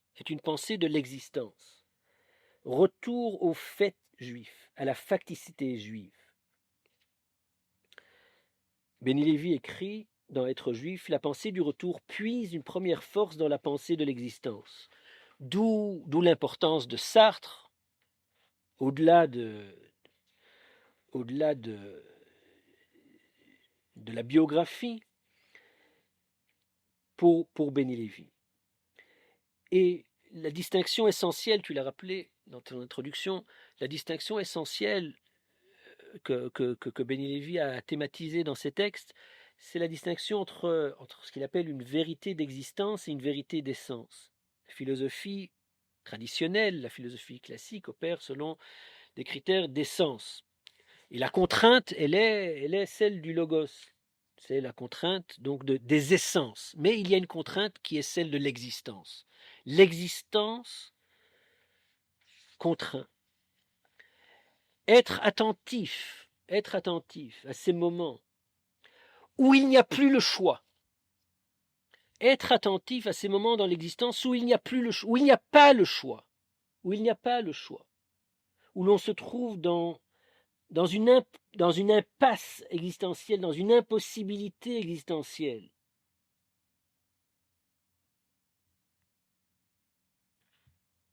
Contrairement à la philosophie du possible chez Heidegger ou la philosophie de la liberté chez Sartre, où il est toujours question de retourner les impasses, de retourner les moments où ça semble nécessaire, où l'ultime devoir de l'homme, c'est de transformer le nécessaire en possible. Ici, c'est un mouvement, c'est pas un mouvement inverse, c'est un autre mouvement. Que la pensée de l'existence n'est pas une pensée de la liberté, mais est une pensée justement de la contrainte existentielle. Et ça, il a pu le trouver chez Lévinas. C'est aussi le retournement que Lévinas opère par rapport à la pensée de Sartre, où il dit le visage m'oblige. La liberté n'a plus rien à dire face à la contrainte du visage. Donc, être attentif à ces moments où il n'y a plus de choix, qui sont des moments de sens, qui sont des événements de vérité, nous dit Béni Lévy, c'est être attentif à ces moments où le monde m'adresse la parole, où le monde me parle. C'est être attentif à ces moments où je suis sollicité. Alors Lévinas a pu reconnaître dans le visage ce moment de sollicitation. Il me semble que chez Béni Lévy, il y a une pensée de l'existence qui va au-delà de ce moment singulier qui, phénoménologiquement, est extrêmement riche, mais qui se résume justement à ce que Lévinas appelait l'éthique. Ce qu'il appelait l'éthique. La pensée du retour va au-delà de l'éthique de ce point de vue-là. Alors, pour le juif, et à certains moments, Béni Lévy suggère une pensée du retour qui ne serait pas propre aux juifs, mais qui serait propre à l'homme des nations. C'est tout le chapitre sur le noachisme. Donc, il y a la même constellation existe pour l'homme des nations. Ce n'est pas propre aux juifs. Ce qui contraint pour le juif est propre aux juifs, mais il y a une contrainte qui est propre à l'homme. Béni Lévy, en tant que juif, c'est donner la peine, c'est pencher sur ces éléments-là. Mais ce n'est pas non plus, ce n'est pas universaliste, ce n'est pas une opération d'universalisation, de dire que la même constellation se retrouve pour l'homme en général. Si vous voulez, c'est une analogie. Donc pour le juif, cette nécessité, c'est avant tout c'est la nécessité d'être juif. L'impossibilité d'échapper à l'être juif. Comme Rosenzweig, pour ça qu'il est le témoin du siècle, nous dit Béni Lévy, qui a voulu échapper à cette contrainte, qui est allé jusqu'à la conversion, et au dernier moment, il a été repris. Alors il y a un passage dans Être juif où Béni Lévy pose une analogie où il dit, personnellement, c'est la source 9, personnellement, j'aurais tout fait intellectuellement pour éviter d'être juif, pour éviter la réponse juive à la question universelle que je vivais, etc., etc. J'aurais tout fait pour éviter d'être juif, or, ça n'a pas été possible. Cette impossibilité, pour le juif, ne se vit pas comme une tragédie ou comme une malédiction, mais, pour reprendre le terme de Lévinas dans son article Être juif, comme un moment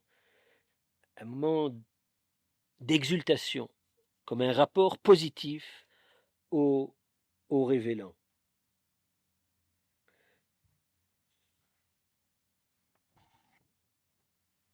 Ah, je suis au bout de mes... Ah non, il y en a... Voilà. Alors, dernière citation. Le juif se vit comme nécessairement existant, pas au sens abstrait, au sens où son existence est recouverte par une nécessité comme par un chaudron retourné sur lui. C'est une allusion à un midrash qui dit que quand Israël était au Sinaï, la montagne s'est retournée sur eux comme un chaudron renversé. La matrice de tout ce qu'il faudra décrire dans la pensée du retour comme relevant de cette nécessité d'existence commence là, au pied du Sinaï, dans le Tartit Tahar, sous la montagne. L'être juif, l'être rivé du juif au judaïsme, c'est l'être juif comme nécessité d'exister comme juif. La pensée du retour n'est pas une philosophie du judaïsme, n'est pas une philosophie juive. La pensée du retour est une pensée du retour au texte, à l'étude juive, seul moyen de faire sens de cette nécessité d'être juif. Pour que cette nécessité d'être juif ne se vit pas comme une malédiction, pour le juif, il n'y a pas d'autre choix que de faire retour, non pas à la foi, mais à l'étude juive. Je terminerai par une anecdote. C'était en été 2003. Je faisais mon service militaire, 3 mois, rien de très impressionnant, je vous assure. Et l'année précédente, Benny Lévy avait fait son séminaire sur la pensée du retour, donc ce séminaire qu'on a publié. Et durant l'été, il a écrit son livre. Il l'a écrit en 1 semaine. Être juif a été écrit en 1 semaine. Et il m'en envoya le manuscrit. J'ai lu le livre d'un trait. Et puis, je l'appelle. Alors, Élie. Et je me souviens lui dire, tu sais, ce livre est terrible. Il n'y a que toi qui pourra le défendre. Quelques semaines plus tard, Benny Lévy décéda. Benny Lévy était mon maître.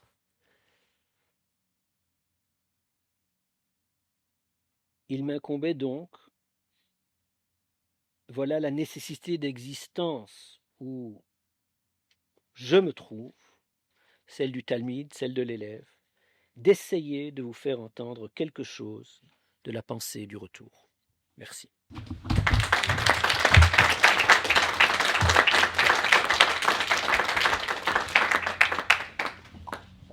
Très bien, merci beaucoup Willy en tout cas. Et en plus, dans les temps, T'as vu? c'est merveilleux. C'est la 3e séance et c'est la première fois que nous sommes dans les temps quand même, c'est exceptionnel. Je suis discipliné. Ah ça, Mais je peux continuer si tu veux. ah bah, est-ce que tu as encore 2-3 jours devant toi? Très bien, donc maintenant je vais donner la parole à quelques personnes qui ont des questions. Oui. Oui, moi j'avais une question sur le passage sur Ptolémée et la compréhension métaphorique qu'il peut y avoir notamment dans la compréhension de cette métaphore vis-à-vis de la pensée du retour. À savoir, on voit bien que, ce que j'ai compris, pour le juif, elle incombe de retourner sur soi-même, mais dans le cas de Ptolémée, on traduit la Torah en grec, et la question est de savoir, d'une part, si cette Torah, même corrigée, peut lui permettre toujours d'avoir un dialogue, même si elle n'est pas exactement exacte, et dans quelle mesure, en fait, eh bien, ce passage au grec est nécessaire si les non-juifs, par exemple, peuvent apprendre à parler l'hébreu. C'est-à-dire, est-ce que finalement, par la traduction du grec, on parle plus de plus que d'une langue, mais d'une forme de pensée qui serait intransmissible et qui, dans ces circonstances, rend difficile de comprendre comment on pourrait avoir une réponse juive à la question de l'universalisme qui soit audible par l'universalisme.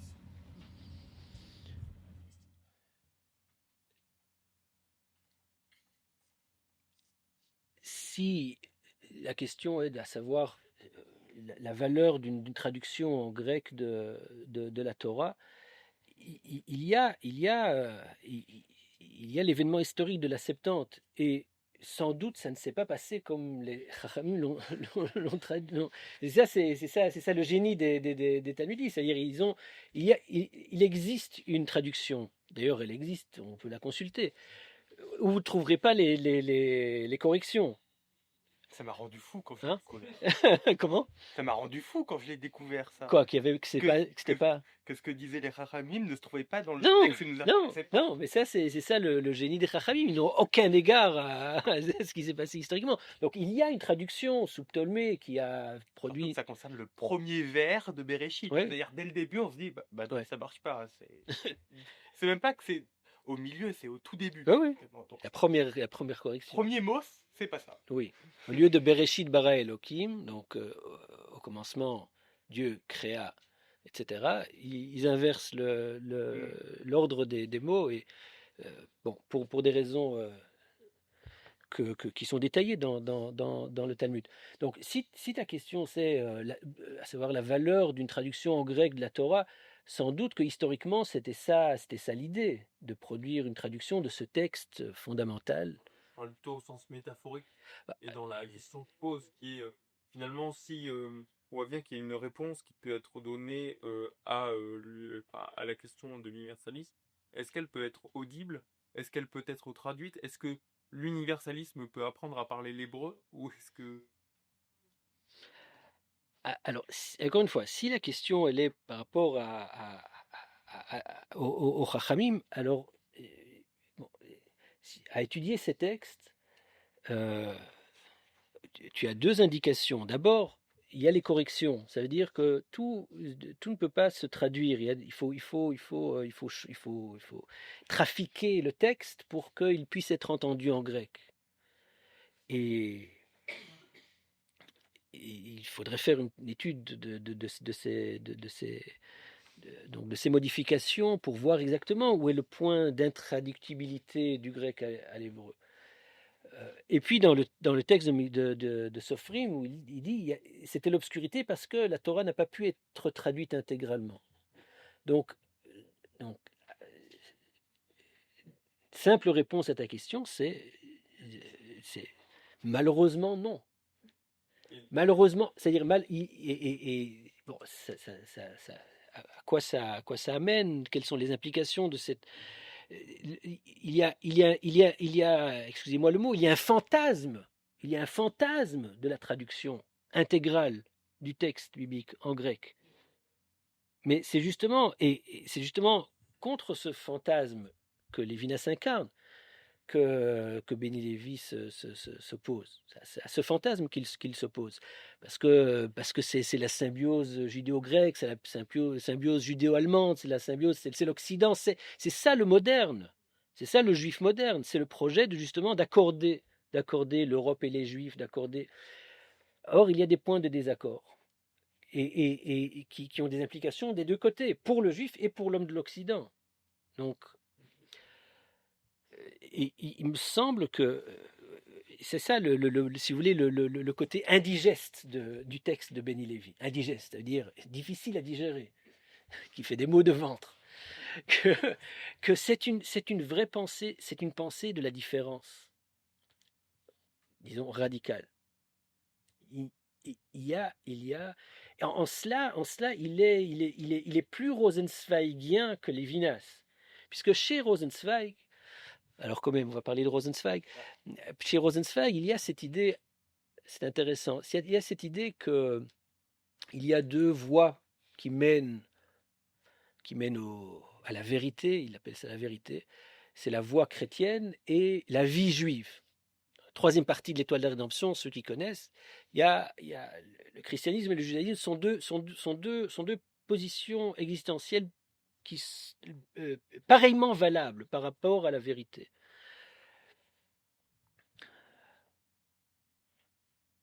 Alors,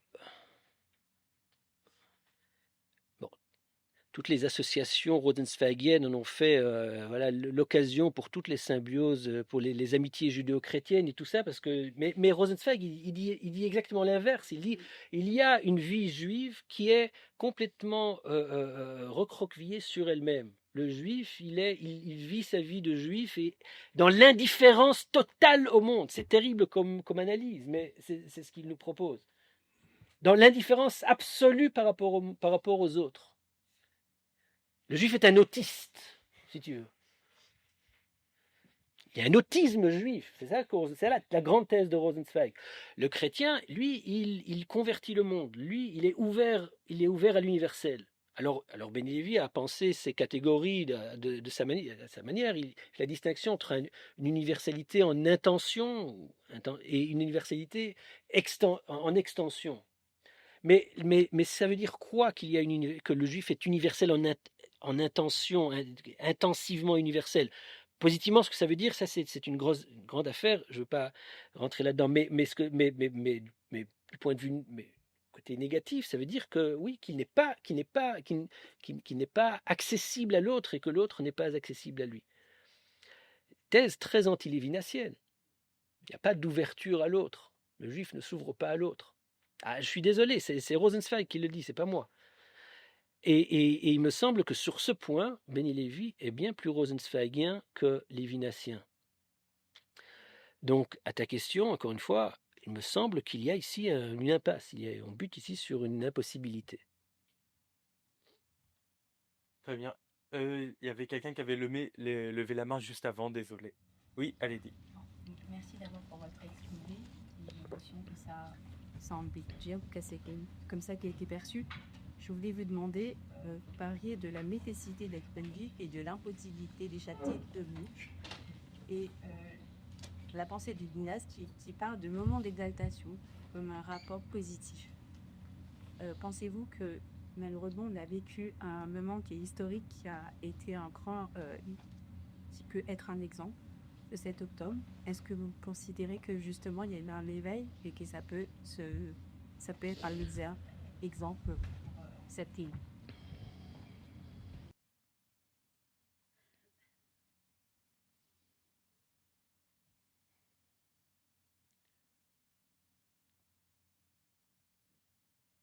C'est jamais dit dans le général. Enfin, je pense que ça ne peut pas être dit généralement.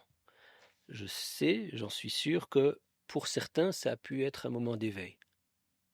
Pour certains, ça a pu être un moment d'éveil. En Israël et au-delà d'Israël.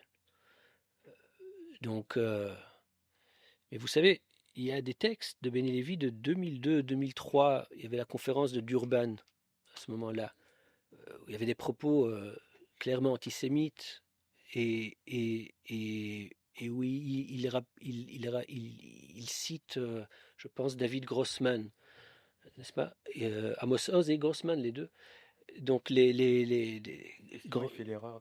Quoi? Il confond l'un et l'autre. Il y a la note de Gilles qui précise. Ah oui, bon, tu es méticuleux, toi. Donc des Israéliens, comment dire,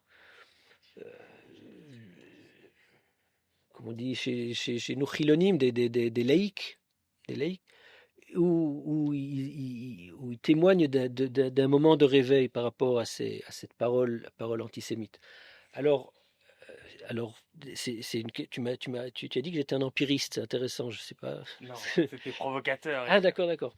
Non mais c'est pas dans le sens jungien ou du terme. De fait, ça a provoqué ce genre d'éveil. De fait, ça a provoqué ce genre d'éveil.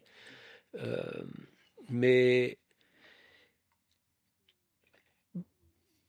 j'aurais pas fait une traduction trop politique oui. Non, politique. C'est un fait. Oui, donc, oui, de ce point de vue-là, je le pense. Oui, je le pense. Je le pense. Ouais. Très bien. Oui.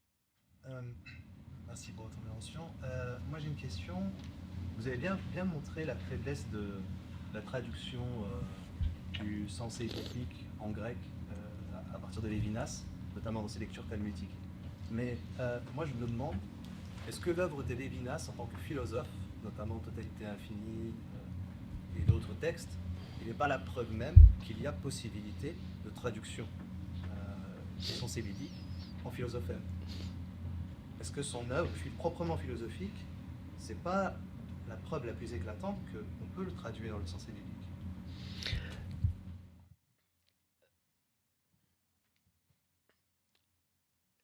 Alors, je vais répondre, j'essaierai d'être aussi fidèle que possible. Il y a, Benny Lévy parle d'événements de traduction. Il y a des événements de traduction possibles. Et vous le dites très bien, Totalité infinie peut être lu comme un essai de produire ce genre de traduction. J'en ai moi-même proposé l'illustration. Mais il y a une différence entre ces moments de traduction, ces événements de traduction possibles et la traduction intégrale, achever la Septante. Faire en sorte à ce que tout soit traduit. C'est ça le point de discorde, il est autour de l'intégralité, de la traduction intégrale. Dites-moi. Est-ce que peut-être, c'est une hypothèse, mais justement, n'est traduisible dans le sens biblique que ce qui est précisément universel? Et là, en l'occurrence, ce serait le visage comme commandement, qui fait événement et qui dévoile l'universalité du sens biblique. C'est-à-dire que le reste, ça reste en particulier, il y a ces moments-là précaires, mais qui dévoilent un moment d'universalité.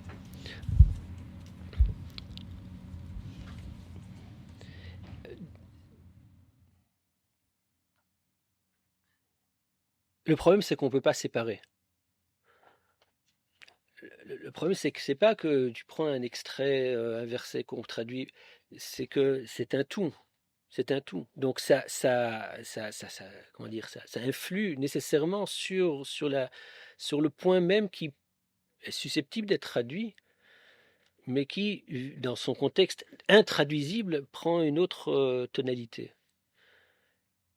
Voilà. Très bien. Benjamin, tu avais une question. Merci pour votre exposé. En fait, je voulais peut-être dire la question, ça sent un peu provocatrice, tu m'excuseras, mais comme tu présentes les choses, en fait, j'ai un peu de mal à voir où est le projet ou la nouveauté de Ben Lévy, parce que des gens qui disent que la Torah et la culture grecque c'est pas la même chose, il y en a plein. Et de façon plus fondamentale, tout rabbin de synagogue nous dira ça, qu'il n'y a aucune équivalence, que les juifs sont entre eux, qu'ils ont... Enfin, la nouveauté du côté de Lévinas, au moins, elle est quelque chose de visible, c'est-à-dire le fait que les deux peuvent se parler et qu'il est possible de dire dans le langage de la philosophie ce qu'il y a dans le langage juif ou dans le texte biblique, il y a un chidouche. Et plus que ça, les textes de Ben Lévy, ils ne ressemblent pas du tout à des livres d'études. C'est-à-dire, si les gens qui écrivent des textes qui ne sont pas des talmudistes du dimanche, les livres de Chidushim, ce qu'on appelle, ils sont déjà rarement en français, ils sont presque toujours en hébreu, parfois en yiddish, mais presque toujours en hébreu, et ils ne s'occupent pas des vérités d'existence. Et en ce sens, je suis curieux d'entendre un peu plus sur quel est le projet, c'est-à-dire que sont supposés faire ou à qui sont adressés les ouvrages ou les conférences, c'est-à-dire qu'est-ce qui... Enfin, voilà, tu comprends que la question est quoi. Oui, c'est la question est qui est le destinataire de ces textes. Alors, tu me donnes l'occasion, il y a un texte que je n'ai pas cité, c'est avant la source 8. Alors, juste, je pense que ça va donner un petit peu une réponse, je pense, à ta question peut-être.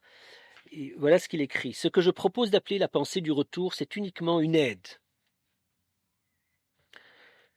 Pour le juif moderne, pas pour ton juif de yeshivot, pour le juif moderne, embarrassé dans les obstacles de la langue européenne, pour s'évader, pour les surmonter les uns après les autres. La pensée du retour n'est ni la philosophie, ni la Torah. La Torah se reçoit, point. Et il y a des lieux pour cette réception. Et je t'invite à lire la suite, c'est dans le séminaire, c'est dans le séminaire de la pensée du retour. Donc évidemment, qui est le sujet du texte de Beni Lévi? Pas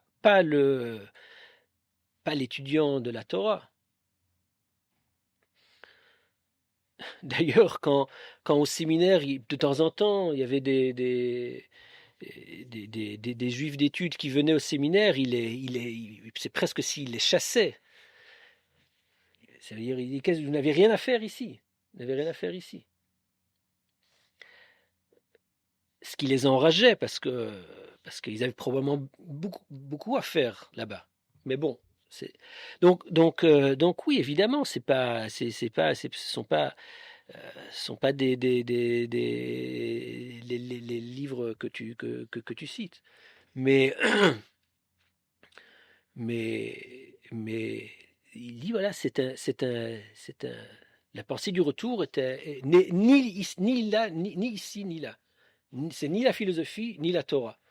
Mais dans l'entre-deux, il y a cet homme de l'étude qui a été un homme de philosophie, un philosophe, mais un homme de philosophie, et qui étudie les textes de Lévinas, de Rosenzweig, de Philon d'Alexandrie, etc., et qui voit les comment dire les maladresses de lecture qu'il détecte que par rapport au texte juif. Encore une fois, sur Husserl, Lévinas est imprenable. Sur Hegel, Rosenzweig est imprenable. C'est ça ce qui est étonnant. C'est ça ce qui est étonnant. Donc évidemment, c'est pas tu sais, le sujet c'est-à-dire le destinataire du livre, c'est avant tout celui qui l'écrit. C'est avant tout celui qui l'écrit. On n'écrit que pour soi-même. Évidemment, on écrit aussi pour les autres, mais en tout cas, pour ma part, je pense que écrire pour un autre, c'est vain. On n'écrit que pour soi-même. Donc je t'aurais dit non, il écrit pour lui-même. C'est à lui-même qu'il s'adresse.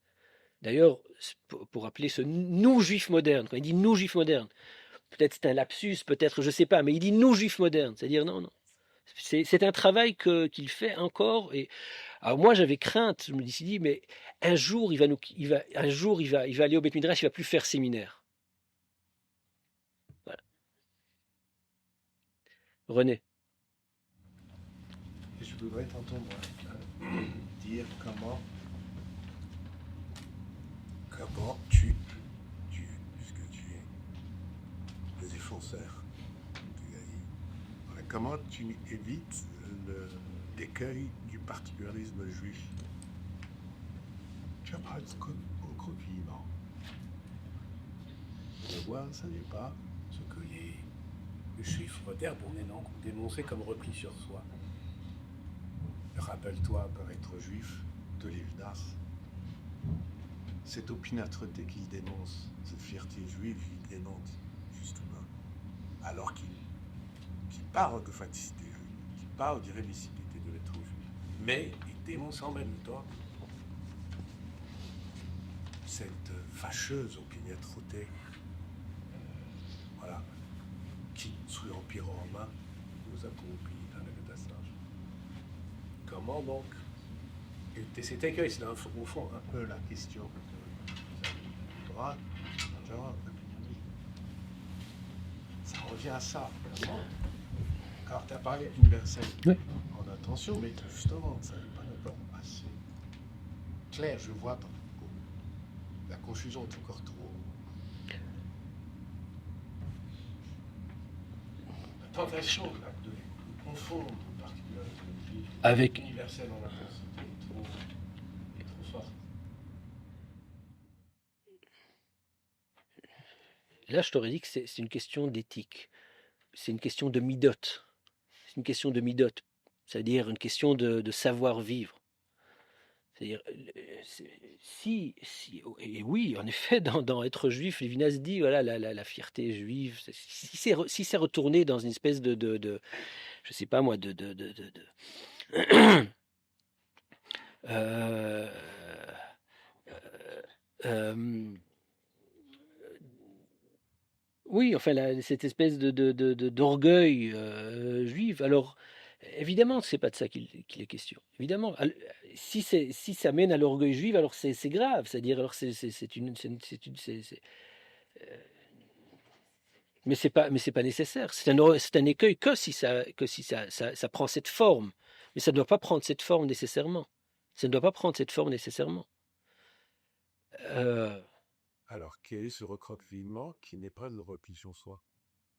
Parce que comme on parlait- non, mais repli sur soi, ça ne veut pas dire orgueil. Excuse-moi, repli sur soi, ça ne veut pas dire orgueil. Repli sur soi, ça veut dire, oui, ne pas communiquer. Hein? Fanatique. Oui, non, mais alors, encore une fois, c'est une question de midot. Tout fanatisme doit être traité. Ça peut être. Il y a des fanatismes de tous les côtés. Non, non. Ça ne me semble pas que ce soit nécessaire de tomber dans le fanatisme de la fierté. Je t'avoue que souvent, ça mène à ça. Et alors, c'est terrible. Et c'est terrible. Hein? Que, que,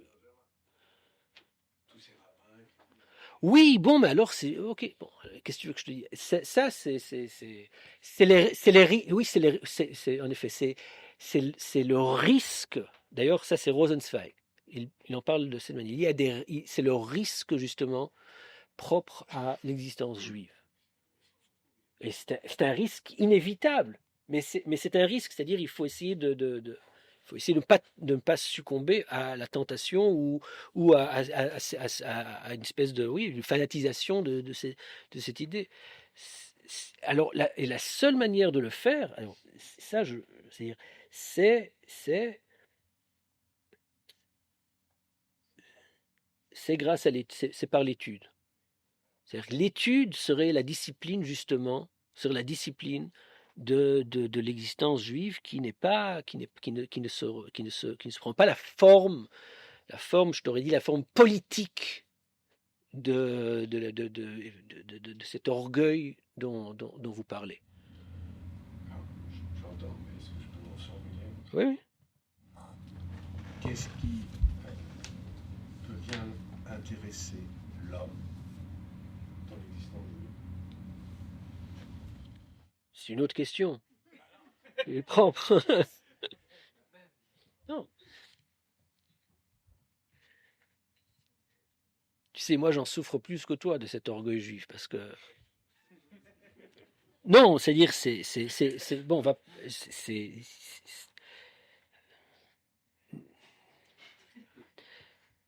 faire un séminaire sur Israël et les Juifs, l'État d'Israël et les Juifs. C'est-à-dire, bon, mais c'est une question, si tu veux, théologico-politique qui est d'un autre ordre, je pense. Alors, tu dis, c'était quoi la nouvelle formule?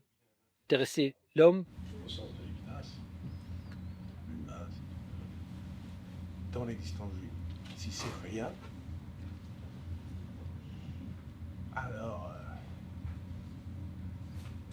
c'est une impasse. Toi, irrémissibilité juive est une impasse.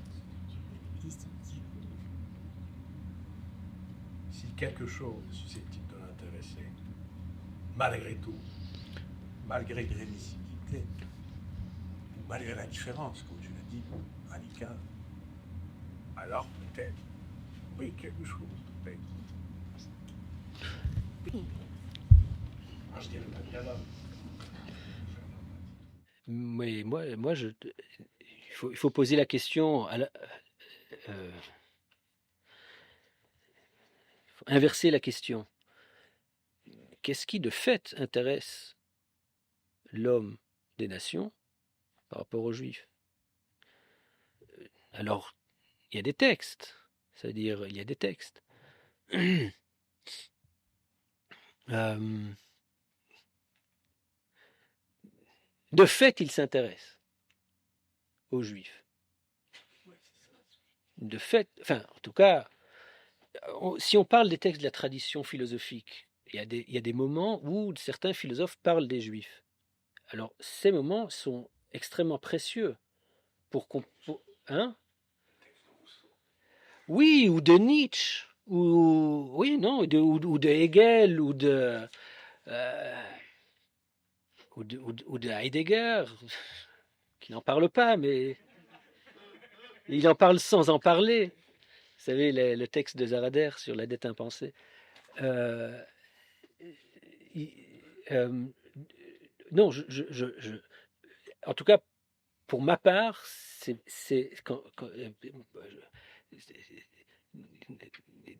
euh, la question se pose dans l'autre sens. C'est-à-dire, en tant que juif, je ne comprends pas en quoi j'intéresse les hommes. Donc, quand je vois qu'il y a des textes où on est concerné, c'est à partir de ce point que je lis ces textes. Alors, tu as les réflexions sur la question juive, évidemment. Non, c'est-à-dire c'est pris de l'extérieur, pas de l'intérieur. Parce que de l'intérieur, en effet, c'est une impasse.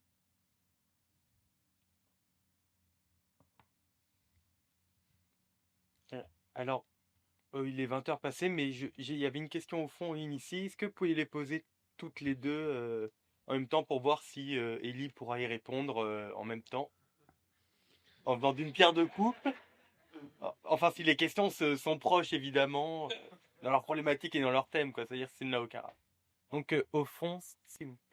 Oui, C'est une petite question juste par curiosité parce que vous avez évoqué, vous avez cité, enfin, pour vous reprendre, vous avez parlé de Mendelssohn à Lévinas et donc et puis ensuite Benny Lévy.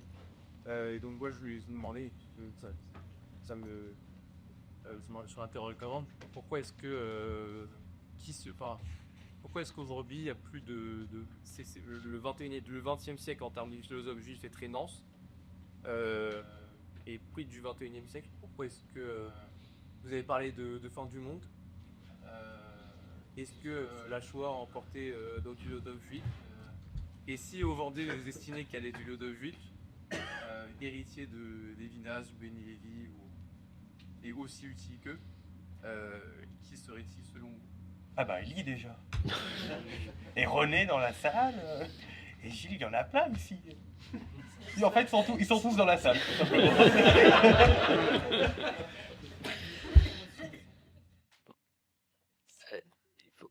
Tu prends les deux questions. Il y avait une autre question. Pour répondre à la question, c'est d'un point de vue personnel, Ah oui. ce qui peut intéresser l'homme dans l'existence juive, je ne suis pas juif justement. Ce qui m'intéresse, c'est peut-être des vérités tout simplement, hypothétiques, à venir, fantasmer, mais une sagesse en fait. Et c'est ça qui m'intéresse. Là en l'occurrence, c'est pas l'intérêt de Heidegger ou autre, c'est plutôt l'intérêt positif. Mais voilà, c'est ça qui, à mes yeux, me parle. Mais vérité, tu entends vérité communicable et bien sûr vérité universelle. En fait, pour moi, vérité universelle, ce n'est Oui, mais alors c'est pas des plus entendus, oui, qui est tiré du coup. Peut-être, c'est le juif en tant qu'il est universalisable. Je pense qu'il est bon gré mal gré. Il pense qu'il est bon gré mal gré. C'est-à-dire que je pense que je peux lire un texte de Rachi et y trouver quelque chose. Y trouver de la pensée.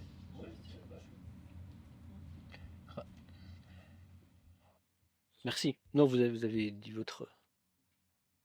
Est-ce qu'il y a d'autres? Il y a Raphaël, je pense. Ouais, moi, j'ai une petite question. En fait, je pense que Benny, il met pas trop le côté... je sais pas comment le dire bien, racine. Il avait quand même une dimension de penseur. Comme ça, très... il a quand même... Voilà, on prend Lévinas, c'est Zélidvac, quoi. C'est du sérieux, c'est pas du... On prend des gens qui sont... C'était pas même estimable. Il y avait une puissance. Mais quand j'ai écouté tout ce qu'on a dit aujourd'hui, Ça m'a rappelé une petite histoire chassidique. Bon, bah, j'aime bien la fiction.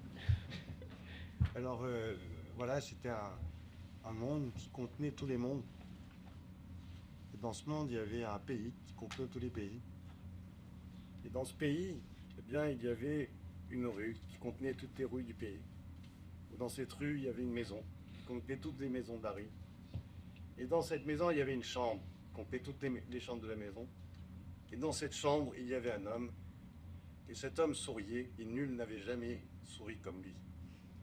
C'est une petite légende. Je pense qu'il y a un moment qu'on n'arrivera pas à saisir. C'est ça.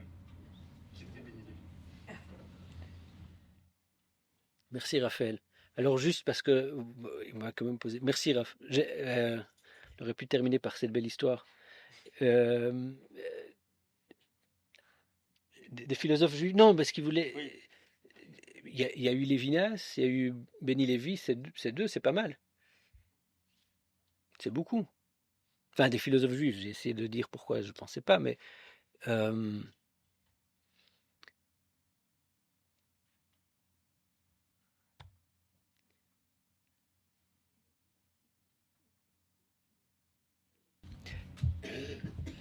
voilà, j'ai pas d'autres réponses à votre question. Voilà. Ils sont tous ici.